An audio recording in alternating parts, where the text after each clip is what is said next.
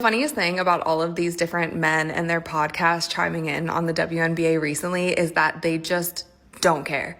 And they don't take it seriously. Like, at the end of the day, the WNBA is sports. None of us should actually be taking everything so seriously, and that's exactly what the men are doing. They're used to talking about men's sports like the NBA and the NFL, where essentially they just clown one another all day long. And then you have people in the WNBA fandom of it all getting like so uptight over things that we should just be laughing at. Like, we need to take some advice from the men and just chill out. I'm watching some of these clips and they're just saying what's on their mind and then just laughing and then moving on about their day. Meanwhile, there's like crash outs and think pieces and meltdowns happening within the WNBA fandom. Like, just imagine if all of us just could take a joke. If all of us could also just laugh at ourselves every once in a while. If all of us could realize that basketball's a freaking sport at the end of the day and it's made for entertainment. We're not solving world hunger. We're not saving the world here.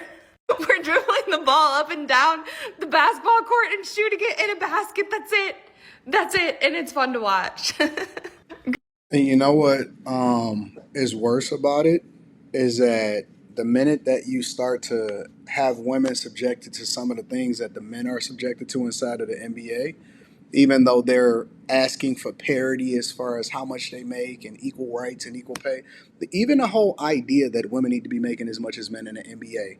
Whereas men in the NBA don't then compare themselves to what's happening in the NFL or MLB, or men in the NHL and hockey don't compare themselves to men that's in soccer or whatever, football, right? Even everything has to become an issue. Everything has to be politicized. Everything has to be racism. Everything has to be, oh my God, I can't believe it.